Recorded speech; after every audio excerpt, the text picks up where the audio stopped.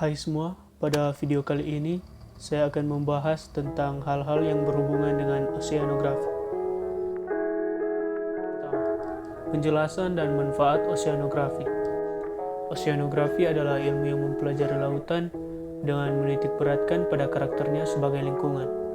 Tujuannya adalah untuk mendapatkan deskripsi yang cukup kuantitatif untuk digunakan dalam memprediksi masa depan dengan suatu kepastian.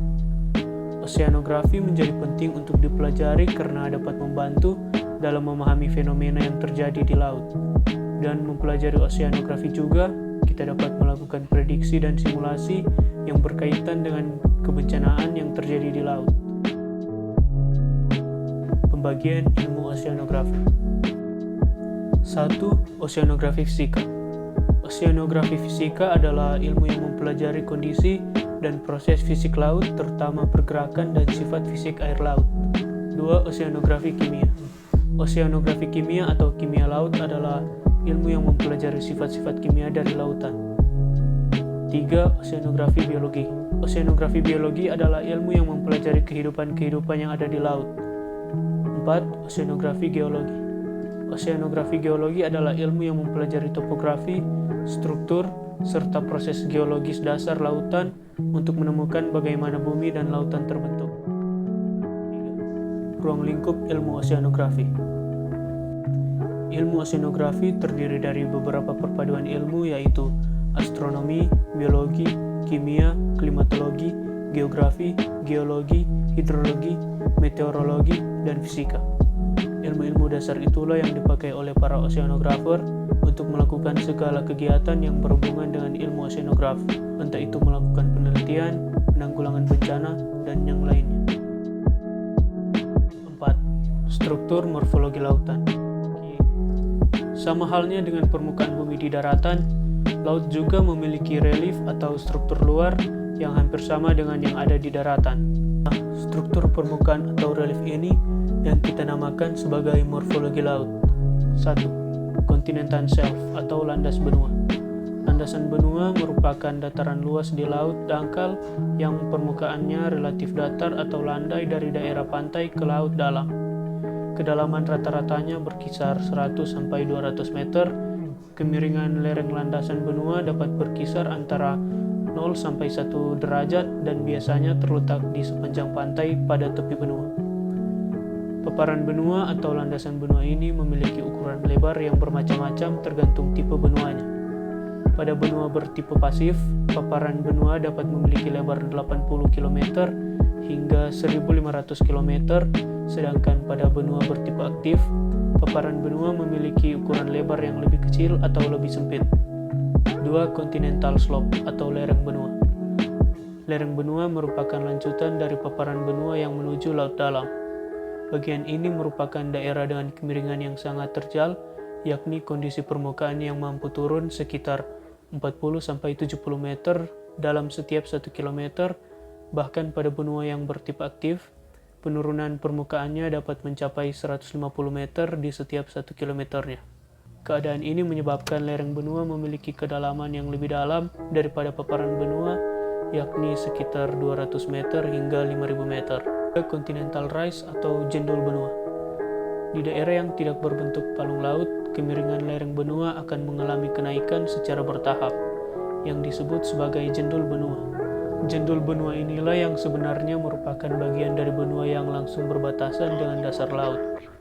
4. Lembah dangkal bekas palung sungai atau submarine canyon.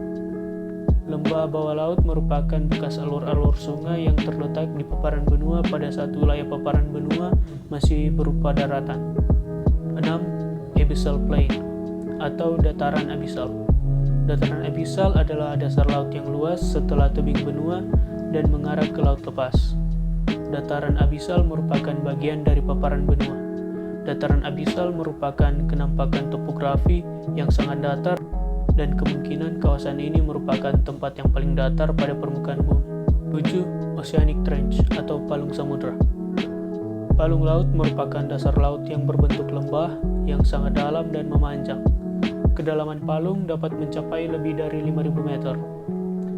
Pada umumnya, palung laut terdapat pada daerah tempat pertemuan antara lempeng benua dan lempeng samudra. Nah, palung ini memiliki dua macam bentuk lembah, yaitu trench dengan penampang berbentuk V, sedangkan trough berbentuk U. 8. Ambang laut. Ambang laut merupakan relief di dasar laut yang bentuknya seperti perbukitan sehingga dapat memisahkan antara satu laut dangkal dengan laut dangkal lainnya. 9. Atol. Atol merupakan pulau karang di laut yang bentuknya merupai cincin yang besar. Di bagian tengahnya terdapat lautan dangkal yang dinamakan laguna. 10. Submarine ridge atau punggung samudra.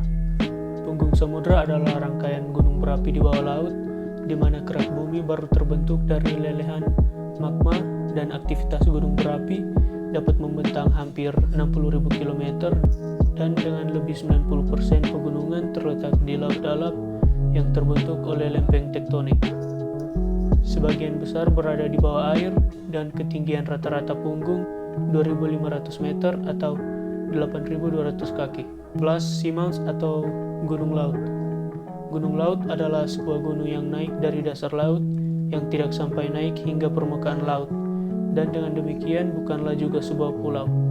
Umumnya ditemukan terbentuk dari proses pembentukan gunung berapi dan muncul pada kedalaman mulai dari 1.000 sampai 4.000 meter dari kedalaman dasar laut. 12. Guyot. Guyot merupakan bekas gunung api yang memiliki puncaknya berbentuk datar kemudian tenggelam akibat erosi. Kelima, pembagian lautan di dunia. Menurut luas dan letaknya, laut atau lautan terdiri atas samudra, laut tepi, dan laut pedalaman atau laut tengah. Samudra adalah laut yang luas dan merupakan massa air asin yang sambung-menyambung meliputi permukaan bumi yang dibatasi oleh benua ataupun kepulauan yang besar. Di bumi ini terdapat 5 samudra besar, yaitu Samudra Antartika, Samudra Arktik, Samudra Atlantik, Samudra Hindia, dan Samudra Pasifik. Laut tepi. Laut tepi adalah laut yang terletak di tepian benua. Laut ini terhalang atau dipisahkan oleh gugusan pulau. Contoh laut tepi yakni Laut Utara yang dipisahkan oleh Kepulauan Inggris. Laut pedalaman. Laut pedalaman adalah laut yang hampir seluruhnya dikelilingi daratan. Laut Hitam serta Laut Kaspia adalah contoh laut pedalaman. Berdasarkan kedalaman dan zonifikasinya, laut terdiri dari zona litoral, zona neritis, zona batial, zona abisal, dan zona hadal. Zona litoral adalah zona laut atau wilayah laut yang apabila pada saat terjadi air pasang, wilayah ini akan tergenang oleh air, dan pada saat terjadi air surut, wilayah ini akan mengering dan berubah menjadi pantai. Zona neritis merupakan bagian lautan yang relatif dangkal sebelum batas landas kontinen dengan kedalaman sekitar 200 meter. Zona batial adalah wilayah laut dengan kedalaman 200 sampai 1.800 meter dan cahaya matahari sudah mulai redup. Zona abisal adalah suatu zona di dasar laut yang amat dalam, dimulai dari kedalaman 1.000 meter sampai 6.000 meter. Zona ini termasuk dalam lubuk laut dan palung laut. Zona hadal ditemukan dari kedalaman sekitar 6.000 sampai 11.000 meter. Sekian video saya kali ini, terima kasih.